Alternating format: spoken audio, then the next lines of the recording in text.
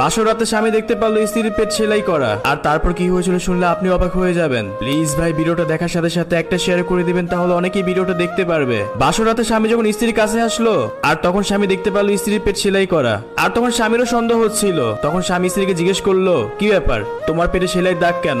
তখন স্ত্রীও আমতা আমতা করতেছিল। এই অবস্থায় স্বামীকে কি বলবো কোনো কিছু বুঝতেছিল না। স্ত্রীর মুখ দিয়ে কোনো কথাই আসতেছিল না। তখন স্ত্রী এক গ্লাস পানি খেলো। আর পানি খাওয়ার পর স্ত্রী তার স্বামীর বুকে গিয়ে কান্না করে বলতেছে, দেখেন আপনি আমাকে ভুল বুঝবেন না। আপনি যদি জানতে পারেন এই সেলাই দাগ কিসের, তাহলে হয়তো আপনি আমার সাথে সংসার করবেন না, আপনি আমাকে ডিভোর্স দিয়ে দিবেন। আর স্ত্রীর চোখের পানি দিয়ে স্বামীর বুক ভিজে যাচ্ছিল। আর তখন স্বামীর খুব জানার ইচ্ছে হচ্ছিল এই সেলাই দাগ কিসের। তখন স্বামী তার স্ত্রীকে বলল, তুমি নির্ভয় আমাকে বলতে পারো, আমি তোমার স্বামী, বলো এটা কিসের সেলাই দাগ, বলো এই দাগের রহস্য কি। তখন স্ত্রী স্বামীকে বলতেছে, আপনি আমাকে কথা দেন এই ঘটনা জানার পর আপনি আমাকে ছেড়ে চলে যাবেন না। তখন স্বামীও তার স্ত্রীকে কথা দিল, আমি তোমাকে কখনোই ছেড়ে যাব না। তখন স্ত্রী তার স্বামীকে বলল, এটা কয়েক বছর আগের ঘটনা। আমি যখন সময়মতো এসএসসি পাস করলাম তখন একটা ছেলের সাথে আমার সম্পর্ক ছিল। তখন বাসা থেকে না বলে তার সাথে কক্সবাজার ঘুরতে যাই। সেখানে এক হোটেলে 2টা রুম ভাড়া নেই। সে এক রুমে থাকবে আর আমি এক রুমে থাকবো। তারপর যখন আমি আমার রুমে গেলাম আর সে তার রুমে গেল, বিকেলে এক পর্যায়ে সে আমার রুমে আসলো। আর আসার পর দুজনেই গল্প করতেছিলাম, সবই ঠিকঠাকই ছিল।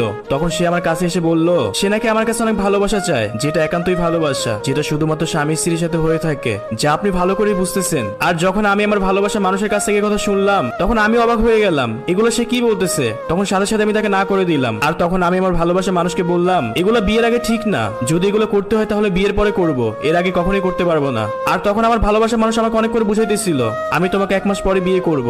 সে আমাকে ওয়াদা দেয়। আমিও তার প্রতি অনেক দুর্বল ছিলাম, তাকে আমার অনেক ভালো লাগতো।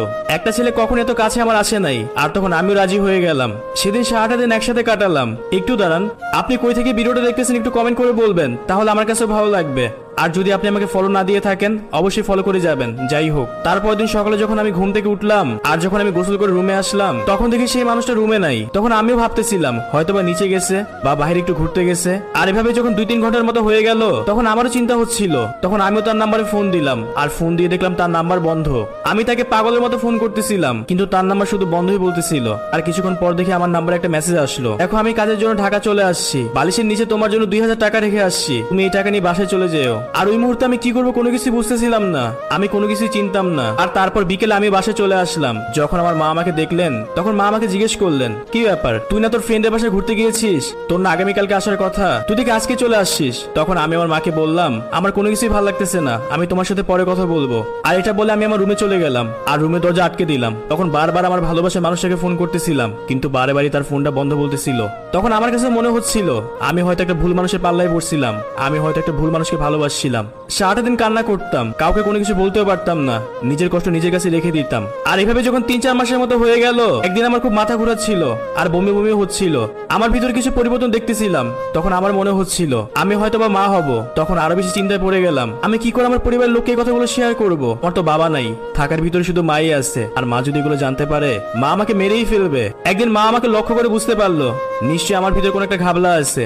আর তখন মা আমার কাছে এসে আমার চোখের দিকে তাকিয়ে বলতেছে, সত্যি করে বল তোর কি হয়েছে, তোর লক্ষণ ভালো দেখতেছি না। তখন আমি মাকে ভয়ে ভয়ে সবকিছু বলে দিলাম। তখন মা আমার গায়ে হাত তুললো আর সাথে সাথে আমাকে ডাক্তারের কাছে নিয়ে গেল।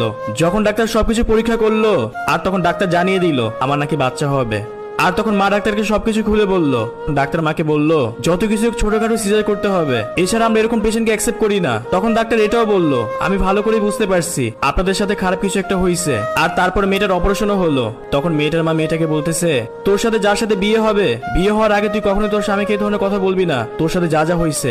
আর তখন আমি মাকে অদা করে বলি, বিয়ের আগে কখনো আমার স্বামীকে এগুলো বলবো না, যার জন্য আমি আপনাকে বলতে পারি নাই। বিশ্বাস করেন আমি নিজেও জানি আপনার সাথে যেটা করছি এটা অন্যায় করছি, প্লিজ আমাকে ভুল বুঝবেন না। তখন মেয়েটার স্বামী মেয়েটাকে বলতেছে, সবারই বাসর রাতে একটা স্বপ্ন থাকে, আমারও স্বপ্ন ছিল, তবে তোমার কাছ থেকে কথাগুলো শোনার পর আমার কাছে মনে হচ্ছে হয়তো আজকে আমাদের বাসর রাত করা হবে না। তখন মেয়েটা বলল, আপনি তো বলছেন আপনি আমাকে ভুল বুঝবেন না, আপনি আমাকে ছেড়ে যাবেন না, তাহলে কেন এগুলো বলতেছেন? আর তখন স্বামী কোনো কিছু না বলে ফ্লোরে বিছনা করে সেখানে শুয়ে পড়লো। তখন স্ত্রী মনে মনে ভাবতেছে আমি হয়তো আমার স্বামীকে সবকিছু খুলে বলে ভুল করছি। আর তারপর সকাল হলো, মেয়েটা যখন ফ্রেশ হয়ে রুমে আসলো তখন মেয়েটা দেখলো তাদের গেস্ট রুমে তার স্বামী একজন উকিলের সাথে কথা বলতেছে। তখন মেয়েটাও ভয় পেয়ে গেল, গতকালকে রাতে ঘটনা জানার পর আমার স্বামীকে আমাকে ডিভোর্স দিবে নাকি। তখন মেয়েটাও ড্রেসিং টেবিলের সামনে গিয়ে আয়নার